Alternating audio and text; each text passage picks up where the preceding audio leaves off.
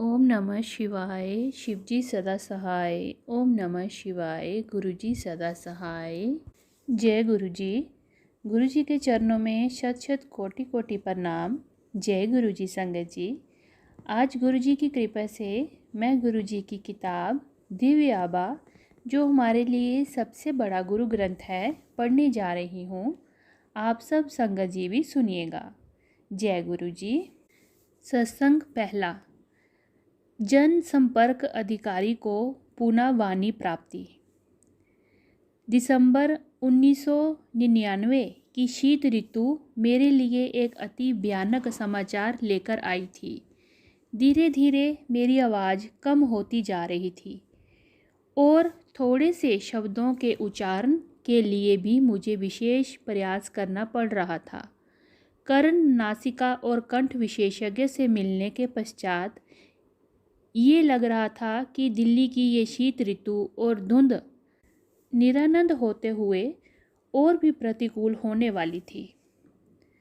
विस्तृत जांच पड़ताल के पश्चात विशेषज्ञों ने शल्य क्रिया का परामर्श दिया, जो सर गंगाराम चिकित्सालय में करी गई। मेरी बायोप्सी का परिणाम आने पर हमारी आशंका की पुष्टि हो गई। कंठ में मेरी सूजन असाध्य प्राणघातक कर्कट रोग बन चुका था।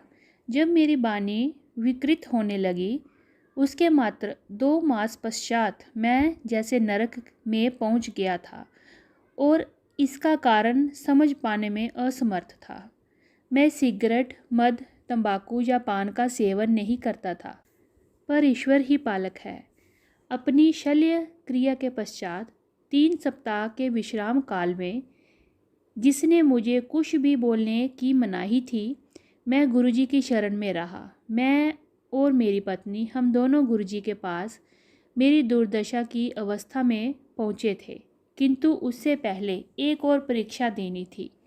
चिकित्सालय से आने के बाद 5वें दिन मेरी गुरुजी के पास जाने की अटूट अभिलाषा जागृत हुई। संयोग से उस दिन अत्यधिक वर्षा हो रही थी। मेरे परिवार के सदस्यों ने मुझे किसी और दिन जाने की सलाह दी, पर मैं नहीं माना। मेरा मन पक्का हो चुका था। मेरे अंदर उसी दिन जाने की आवाज़ उठ रही थी। अंपायर एस्टेट से गुरुजी के स्थान तक चलते हुए एक अद्भुत सुख का एहसास हुआ। गुरुजी अपने रंगीन लंबे लवादे में अपने स्थान पर आसीन थे। हमारा परिचय करवाकर हमें रासिक रक्तम कालीन पर आसन ग्रहण करने को कहा गया। गुरबानी के पवित्र शब्द वातावरण में रस घोल कर उसे और मधुमेह कर रहे थे। एक स्नेह में किंतु ओजस्वी ऊर्जा पूरे कमरे में फैलती हुई थी। कुछ समय पश्चात चाय प्रसाद वितरित हुआ। उसके एकदम बाद गुरुजी ने हमें बुलाया और मेरी घबराई हुई पत्नी को कहा, जा तेरे हस्बैंड नू 50% ठीक कर दिता, टेस्ट फिर करा ली। उस समय ये विश्वास करना सरल नहीं था कि वह असाध्य रोग ठीक हो सकता था, पर हमने गुरुजी की सलाह मानी। बायोप्सी की शेष 4 स्लाइड में से 2 एम्स में दी और 2 मुंबई स्थित टाटा संस्थान में भेजी। 1 सप्ताह पश्चात परिणाम आने पर हम पुनः एम्पायर स्टेट गए। हमारे प्रवेश करते ही गुरुजी मुस्कुराए और बोले, क्यों डॉक्टर, कंफ्यूज हो गए? ये तथ्य था। दोनों संस्थानों से आए निष्कर्षों ने मुझे स्वस्थ घोषित किया था। प्रथम चमत्कार हो चुका था। उसके पश्चात चिकित्सकों ने रोग लक्षण प्रयोगशाला के निर्णयों की अवहेलना न कर उपचार पूरा कराने को कहा। मैंने निश्चय कर लिया था कि अब कोई भी उपचार गुरुजी के कथनानुसार ही होगा। आगे ये हुआ। गुरुजी ने मुझे मिर्चों से भरा हुआ लंगर खाने को कहा। चिकित्सकों के अनुसार, जिन्होंने मुझे केवल उबला हुआ खाना खाने के लिए निर्देश दिए थे, मिर्चें निषिद्ध थी। गुरुजी ने मुझसे उच्चारण भी करवाया और घोषित कर दिया कि मैं पूर्णतः स्वस्थ हूँ। गुरुजी के परामर्श पर मैं विकिरण चिकित्सा करवाता रहा, परंतु मुझ पर कोई दुष्प्रभाव नहीं पड़ा। मुझे कभी कोई उबकाई नहीं हुई। मेरा हीमोग्लोबिन सदा सामान्य से ऊपर रहा।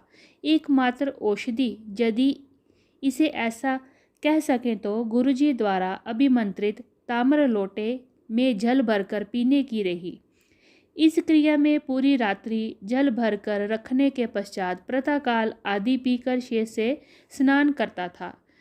इस अति साधारण क्रिया पद्धति से मैं पूर्ण स्वस्थ हो गया। नवजीवन के लिए मेरा ऐसा चमत्कारिक परिवर्तन हो रहा है, ये सिद्ध करने के लिए मेरी 2 बेटियां और पत्नी हैं। धन्य हैं गुरुजी।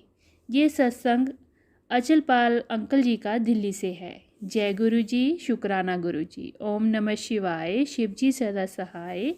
ओम नमः शिवाय, गुरुजी सदा सहाय। जय गुरुजी, शुक्राना गुरुजी।